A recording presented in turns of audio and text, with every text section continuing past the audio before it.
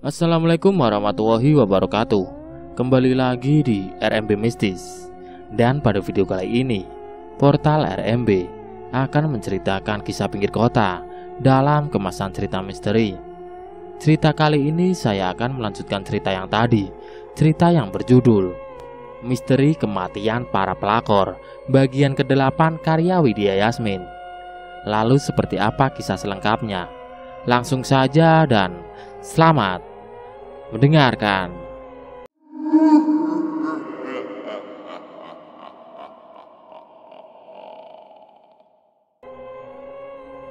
Apakah suamiku melakukan pesugihan genderuwo hingga ia menembalkan wanita tadi sebagai mangsa makhluk mengerikan itu?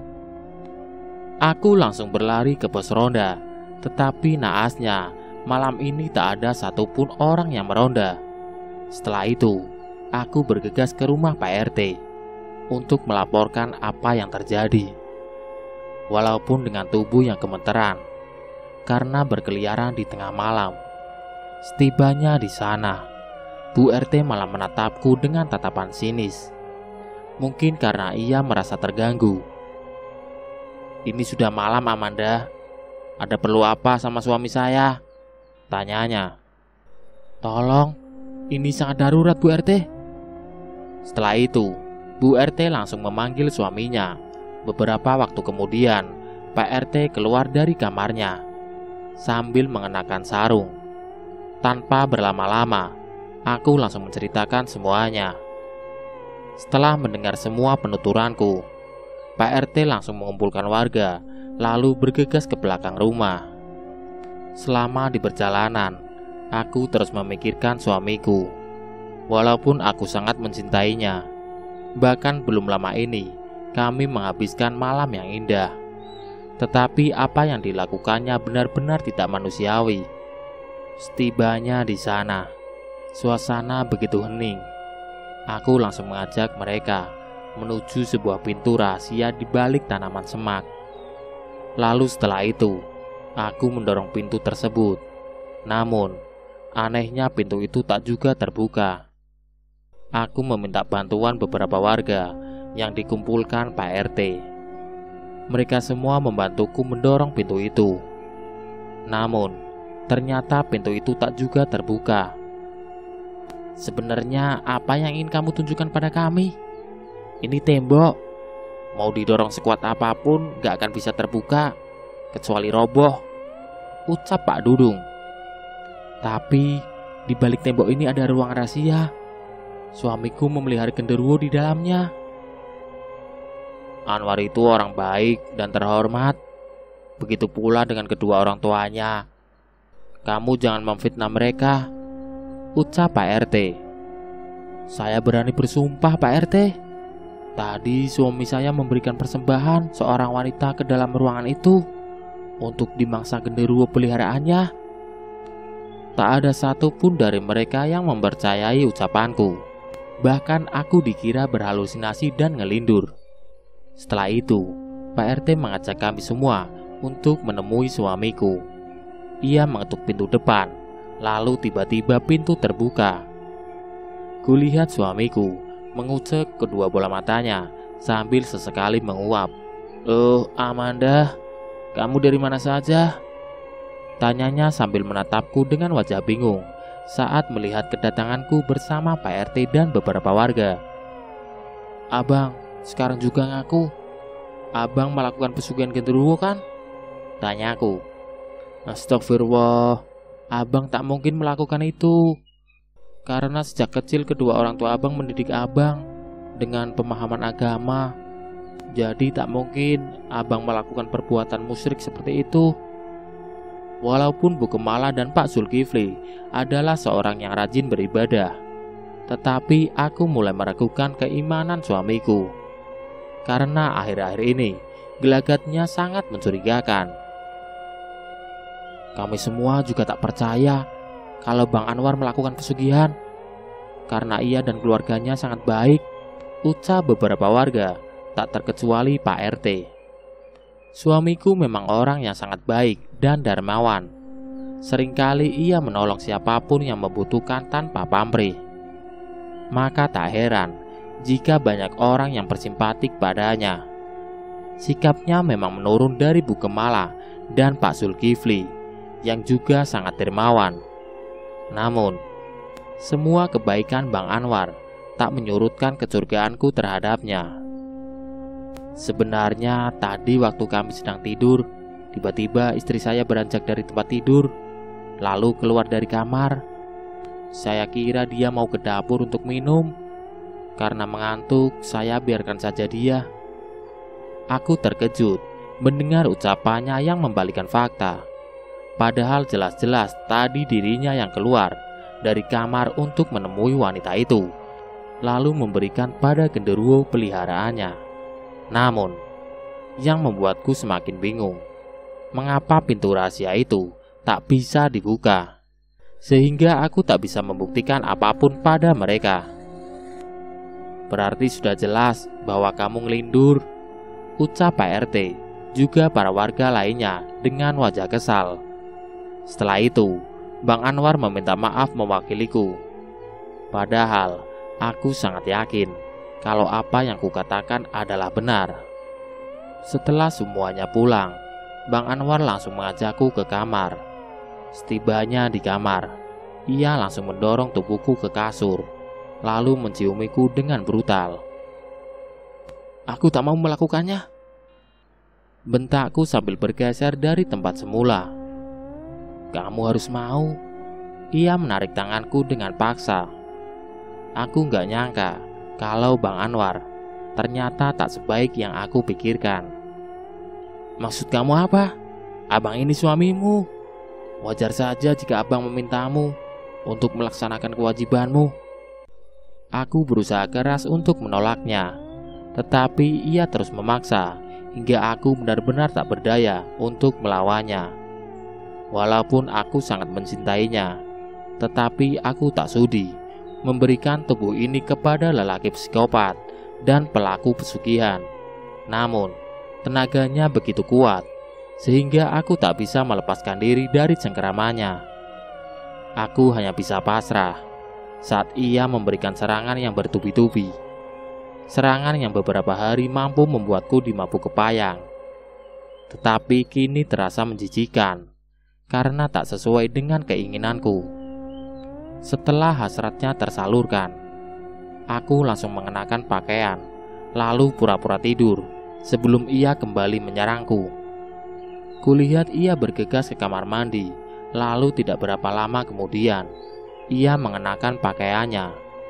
Ia menoleh ke arahku, tetapi aku pura-pura tidur dan terkulai lemas. Tiba-tiba, kulihat ia membuka pintu secara perlahan. Diam-diam aku mengikutinya. Kulihat ia masuk ke kamar tamu dengan gelagat yang mencurigakan.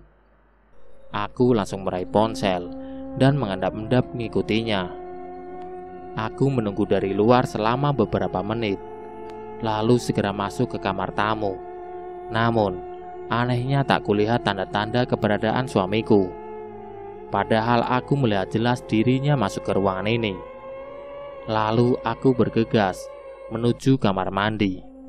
Tetapi rupanya di sana pun tak ada. Tiba-tiba, aku nyaris terpeleset karena lantai yang basah.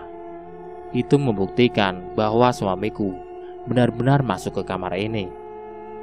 Karena kemungkinan lantai yang basah ini adalah tetesan air dari rambutnya yang masih basah, atau bekas kakinya yang baru keluar dari kamar mandi.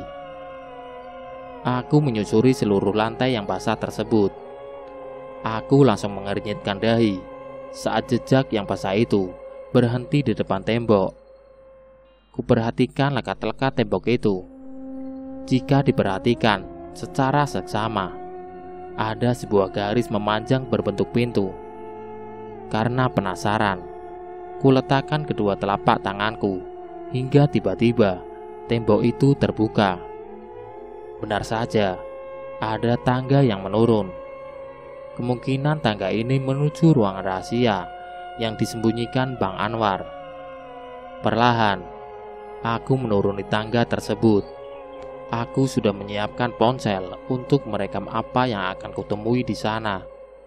Tangga ini begitu kotor dan berdebu, seolah telah lama tak dibersihkan. Selain itu, kulihat jaring laba-laba menghiasi langit-langit. Seketika bulu kuduku meremang. Begitu pula dengan degup jantungku yang seakan tak beraturan. Lalu tiba-tiba mataku membelalak saat melihat apa yang kutemukan di sana. Semuanya membuat seluruh tubuh lemas dan bergetar hebat. Tetapi aku harus kuat dan harus segera merekamnya. Apa yang sebenarnya terjadi? Sulit dipercaya. Rupanya aku telah menikah dengan seorang lelaki psikopat berdarah dingin. Berkali-kali aku bergidik ngeri saat melihat apa yang dilakukan Bang Anwar. Aku membekap mulutku sendiri, berusaha menahan agar diri ini tidak histeris saat melihat perbuatan keji yang dilakukan suamiku. Tampak sesosok wanita yang terkulai lemas di atas meja dengan keadaan telanjang bulat. Tampaknya ia telah tak bernyawa karena saat pisau besar menari-nari di atas dadanya. Wanita itu hanya diam saja. Aku mencoba tenang dan terus merekam perbuatan keji yang dilakukan suamiku. Tiba-tiba aku teringat gulai jeroan yang beberapa hari lalu ia makan. Astagfirullah. Aku kembali bergidik saat menyadari bahan dari gulai tersebut. Tiba-tiba ada sesuatu yang menyentuh kakiku. Wah! Aku langsung spontan berteriak dan melompat saat seekor tikus menggigit kaki ini. Tiba-tiba Bang Anwar telah berada di hadapanku. Ia langsung menarik tanganku dan menyeret masuk ke ruangan rahasia itu. Lepaskan aku, Bang. Jangan bawa aku ke sini. Aku mulai cemas dengan apa yang akan terjadi padaku. Bang Anwar bukan lagi lelaki yang kukenal. Bisa saja dia menghilangkan nyawaku dengan sadis. Lalu bagaimana nasib anak-anak jika aku pergi dari dunia ini? Mengapa kamu terus mencari tahu tentang apa yang kulakukan? Padahal aku sudah memberikan semuanya kepadamu. Harta, cinta, dan ragaku telah menjadi milikmu. Tapi kenapa kamu tidak diam saja dan menjadi istri yang baik untukku? Sadarlah, Bang. Apa yang abang lakukan ini salah. Diam. Kamu tidak mengetahui apapun. Bentaknya sambil mencengkram mulutku dengan kuat. Aku mohon, Bang, bertobatlah sebelum terlambat. Diam. Wajahnya tampak mengerikan, seolah hendak menelanku bulat-bulat. Tiba-tiba ia bersiul. Lalu sesosok makhluk tinggi besar, berbulu lebat dan bertaring yang sangat besar dan mengerikan tiba-tiba muncul. Andai saja kamu nurut, kamu akan menjadi ratu dalam hidupku.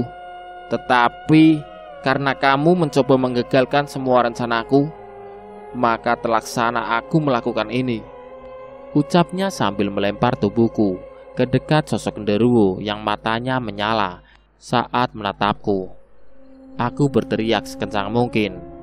Mungkin aku lebih rela jika Bang Anwar langsung menikam jantungku dengan pisau jagalnya daripada harus memenuhi hasrat makhluk terkutuk itu. Bruk! Tiba-tiba terdengar pintu terbuka dari arah atas. Bluk bluk bluk. Terdengar derap langkah menuruni tangga. Tiba-tiba kulihat bapak mertua, ibu mertua, Bik Darmi, dan beberapa polisi juga beberapa warga lainnya. Bantu saya membaca surat Al-Kahfi. Jika tidak hafal, boleh ayat kursi atau surat-surat pendek, ucap bapak mertua. Tiba-tiba terdengar suara gemuruh orang-orang yang menghafalkan ayat-ayat suci Al-Quran. Aku yang tengah berada dalam cengkeraman makhluk mengerikan itu turut membaca ayat kursi dan surat-surat pendek. Tiba-tiba makhluk mengerikan itu melempar tubuhku hingga terpental jauh. Ia tampak kepanasan dan berguling-guling di lantai hingga membuat ruangan terasa bergetar seolah terjadi gempa bumi. Semua orang tampak lebih khusyuk membaca ayat-ayat suci Al-Quran hingga tiba-tiba tercium bau hangus. Bersamaan dengan itu, makhluk mengerikan itu menghilang. Semua mata langsung tertuju pada mayat wanita yang bergelimang darah di atas meja. Astagfirullah, Anwar, ibu benar-benar tak menyangka kamu akan melakukan hal sekecil ini. Ibu mertua tampak memegangi dadanya. Ia langsung menangis meraung-raung saat mengetahui apa yang putranya lakukan. Tanpa menghiraukan tangisan ibunya, Bang Anwar langsung meraih sebuah kunci, lalu membuka pintu yang mengarah ke kebun belakang. Pantas saja, waktu itu pintu tersebut tak bisa dibuka. Rupanya Bang Anwar telah menguncinya dari dalam. Bang Anwar langsung kabur melalui pintu rahasia tersebut. "Berhenti!" ucap polisi sambil mengejarnya. Namun, Bang Anwar terus berlari tanpa menghiraukan peringatan dari polisi yang telah menembak ke udara sebanyak 2 kali. Kami semua turut mengejar Bang Anwar yang berlari sekencang mungkin menuju jalan raya. Dur! Sebuah tembakan kembali dilayangkan hingga mengenai kaki Bang Anwar. Semua orang langsung histeris saat melihat pemandangan itu. Namun, Bang Anwar masih saja berusaha untuk kabur. Walaupun sebelah kakinya telah mengucurkan darah akibat peluru yang mengenainya. Tiba-tiba, sebuah mobil truk besar melaju ke arahnya. Lalu tiba-tiba, ia menghantam tubuh Bang Anwar hingga menjadi potongan-potongan yang membuat semua orang bergidik ngeri. Astagfirullah! Aku berteriak sekencang mungkin saat melihat kejadian tragis tersebut. Begitu pula ibu dan bapak mertua. Mereka langsung menghambur ke arah tubuh Bang Anwar yang sudah tak utuh lagi. Tiba-tiba, beberapa anjing liar berdatangan dan menggonggong ke arah kami. Para warga mencoba mengusir kawanan hewan tersebut, mencegah mereka mengambil salah satu potongan tubuh suamiku. Anwar! Mengapa semua ini terjadi padamu, nak? Teriak ibu mertua diiringi isak tangis yang begitu menyayat hati. Walaupun Bang Anwar bukan anak kandungnya, tetapi hatinya pasti sangat hancur menyaksikan semua itu. Tiba-tiba, tubuhku terasa lemas saat melihat genangan darah dan potongan tubuh yang masih berserakan tersebut. Saat sadar, tiba-tiba aku telah berada di kamar, ditemani bidarmi dan anak-anak yang tampak cemas melihat keadaanku. Apa yang terjadi, Bi? Tanyaku. Ia memelukku dengan erat sambil berlinang air mata. Begitu pula dengan kedua anakku yang tampak menatapku dengan tatapan nanar. Terdengar suara isak tangis dari luar kamar. Aku segera keluar dan menemui ibu mertua yang tengah menangis meraung-raung. Di mana jenazah Bang Anwar? Tanyaku. Sudah dikebumikan, sahutnya sambil berlinang air mata. Rupanya aku pingsan cukup lama, sehingga aku tak sempat melihatnya untuk yang terakhir kalinya. Aku langsung memeluk ibu mertua dengan sangat erat. Semua terjadi begitu cepat. Rasanya baru kemarin lelaki itu membuatku tergila-gila. Lalu kini aku harus dihadapkan dengan kenyataan pahit tentang dirinya. Amanda, ibu mewakili Anwar untuk meminta maaf padamu. Aku mengangguk, lalu kembali memeluk erat tubuhnya. Sudah berapa lama kamu mengetahui tentang apa yang dilakukan Anwar? Tanyanya. Baru 2 hari lalu, saya merasa curiga dengan gelagatnya, Bu. Tetapi baru tadi malam saya bisa membuktikan semuanya. Setelah itu, aku langsung berterima kasih pada bidarmi. Karena jika ia tidak bergerak cepat, mungkin aku sudah menjadi korban makhluk mengerikan itu. Wanita parubaya itu menjelaskan bahwa dirinya telah lama menaruh rasa curiga kepada Bang Anwar. Itulah salah satu alasan ia melamar kerja di rumah ini, karena ia berniat untuk mengungkap semuanya. Bidarmi juga bercerita bahwa dirinya sering memata-matai gelagatku juga Bang Anwar. Namun, ia masih belum bisa menemukan cara untuk mengungkap semuanya. Hingga saat melihat Bang Anwar masuk kamar tamu, lalu diikuti olehku. Maka bidarmi langsung mengikuti dari belakang Lalu saat melihatku menemukan pintu rahasia di kamar tersebut, Bidarmi langsung menelpon polisi, juga memberitahu kedua mertua, bahkan para warga. Aku benar-benar salut dengan aksinya yang gesit. Berkat dirinya, aku bisa terbebas dari makhluk mengerikan peliharaan Bang Anwar. Tiba-tiba terdengar suara banyak orang di depan rumah. Mereka semua tampak murka setelah mengetahui bahwa suamiku adalah dalang di balik semua kejadian tragis yang menimpa banyak wanita di daerah itu. Seorang wanita yang merupakan ibu dari jenazah wanita yang merupakan korban terakhir Bang Anwar tampak mengamuk dan hilang kendali.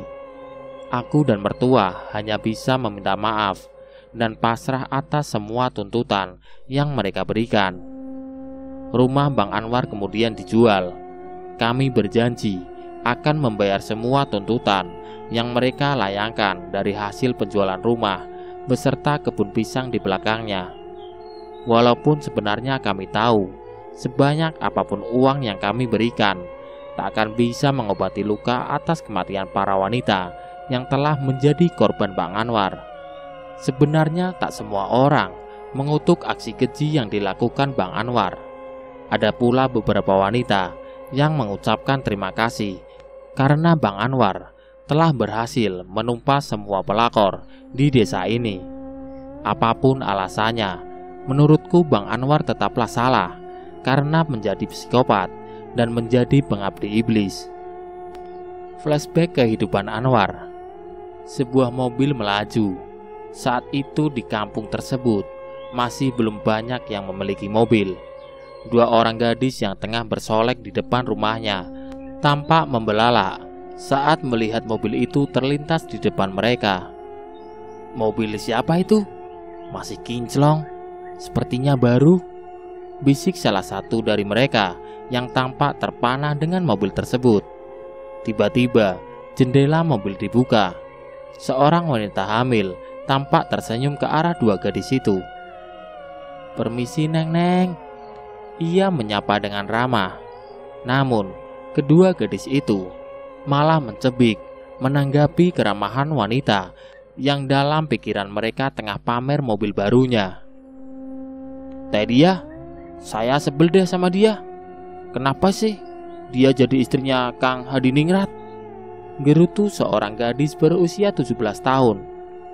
"Iya, sebel banget. Padahal kita jauh lebih cantik dari dia," sahut gadis berambut ikal yang tatapan matanya tak mau ia lepaskan dari mobil berwarna silver yang semakin menjauh.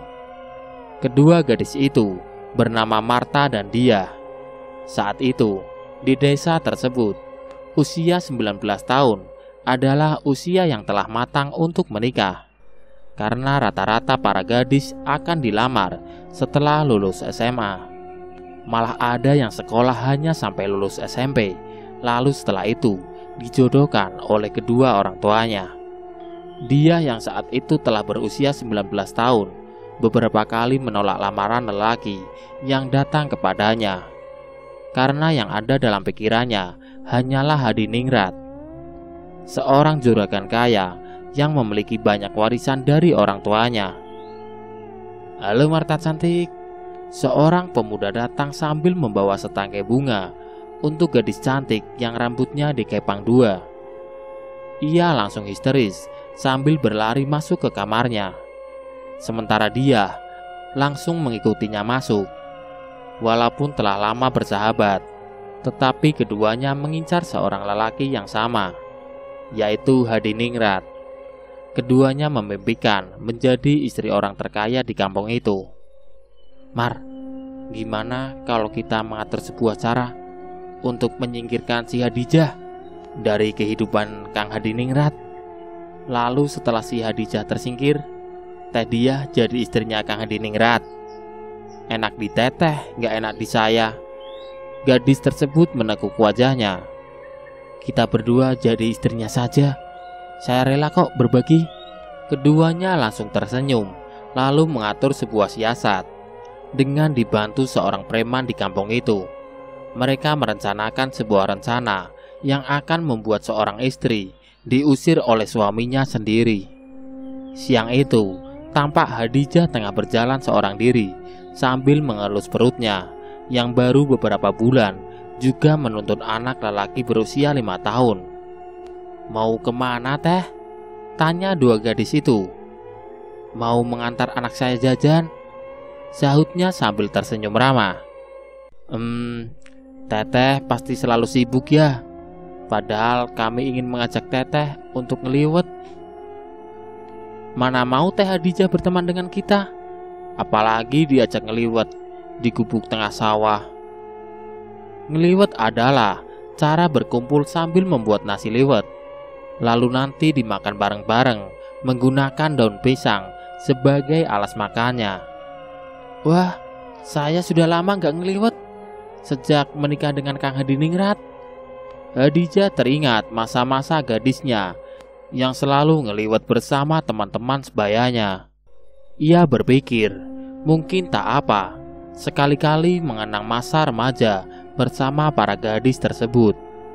Lagi pula suaminya sejak pagi telah berangkat ke pabrik tahu dan tempe miliknya. Setelah itu, mereka janjian untuk ngeliwet di sebuah gubuk tengah sawah. Suasana yang sejuk dengan dihiasi hamparan sawah, juga air bersih yang mengalir jernih akan menambah kenikmatan saat menyantap nasi liwet. Di gubuk tersebut telah tersedia bahan-bahan untuk memasak liwet. Marta dan dia langsung membuat tungku sederhana dari batu. Setelah itu, mulai mencuci beras menggunakan air yang mengalir jernih dari balik bebatuan. "Teteh, tunggu sebentar ya. Kami mau mencari kayu bakar, sekalian mencari lalapan," ucap Marta dan dia. Khadijah mengangguk, lalu menunggu mereka di gubuk bersama anak lelakinya yang tengah anteng menangkap belalang. Tiba-tiba, seorang lelaki datang menghampiri Hadijah. "Punten teh, saya mau bertanya, Kampung Pasir Daun masih jauh nggak dari sini?" tanyanya sambil memegangi kepala, lalu duduk di sebelah Hadijah. "Lumayan jauh, terhalang 2 kampung kalau dari sini," sahutnya. "Bolehkah saya numpang duduk? Kepala saya sakit," ucap lelaki tersebut sambil memegangi tiang gubuk. Karena melihat kondisi lelaki tersebut yang memprihatinkan, Hadijah membiarkan ia duduk. Ia berpikir bahwa Marta dan dia akan segera datang, jadi ia tak perlu khawatir dengan keberadaan lelaki tersebut. Namun, ternyata Marta dan dia sejak tadi malah pergi ke pabrik Hadiningrat. "Kang, istri Akang sedang selingkuh di gubuk," ucap dia. Awalnya Hadiningrat tidak percaya, tetapi akhirnya ia merasakan penasaran dan ingin membuktikannya. Mereka bergegas pergi ke gubuk yang dimaksud. Dari kejauhan, Hadiningrat tampak terkejut melihat istri dan anaknya yang tengah berada di gubuk bersama seorang lelaki. Ia segera mempercepat langkah. "Sayang, anak kita sudah besar, ditambah lagi anak yang di dalam kandungan. Jadi kapan kamu bercerai dengan suamimu itu? Aku tak rela anak kita terus-menerus memanggilnya ayah," ucap lelaki tadi sambil merangkul Hadijah. "Apa-apaan sih kamu?" Hadijah tampak terkejut dengan ucapan lelaki tersebut yang terkesan ngawur. Gegas ia mengempaskan lengan lelaki itu, lalu bergerak menjauh. "Di sini tidak ada siapa-siapa. Kamu tak perlu berpura-pura lagi." "Apa-apaan semua ini?" teriak Hadiningrat. "Dia orang gila, Kang. Dia bicara ngawur." Hadijah tampak ketakutan dengan lelaki tadi. "Maafkan saya, tapi tolong segera ceraikan Hadijah, karena anak itu juga anak dalam kandungannya adalah anak saya." "Kurang ajar!" Hadiningrat tampak geram. Ia langsung memukuli lelaki tersebut. Namun, setelah menerima 2 kali serangan, lelaki itu langsung kabur sekencang mungkin. Sementara itu Hadiningrat langsung menampar istrinya dengan wajah marah padam dan kedua bola mata yang nyaris keluar. Berani-beraninya kamu mengkhianatiku!" teriak Hadiningrat yang tak kuasa menahan amarahnya. "Kang, semua ini hanya salah paham. Semua yang diucapkan lelaki tadi bohong." Hadijah menangis terseduh-seduh sambil menjelaskan semuanya. Namun, Hadiningrat terlanjur dikuasai kemarahannya. Ia langsung mengucapkan kata talak sebanyak 3 kali untuk wanita yang awalnya sangat ia cintai itu. Berulang kali Hadijah mencoba menjelaskan, tetapi Hadiningrat juga tak sudi mendengar penjelasannya. Hari itu juga, Hadijah juga anaknya diusir dari rumah besar milik Hadiningrat dengan cara yang hina. Wanita itu berjalan sambil berderai air mata menuju kampung halamannya. Setibanya di sana, ia langsung menceritakan semuanya kepada ibunya yang telah lama menjanda. Setelah mendengar semua itu, ibunya langsung sakit-sakitan meratapi nasib naas yang dialami anak perempuannya itu. Portal RMB, itulah tadi cerita yang berjudul Misteri Kematian Para Pelakor. Nantikan cerita kelanjutannya di konten berikutnya. Sekian, wassalamualaikum warahmatullahi wabarakatuh.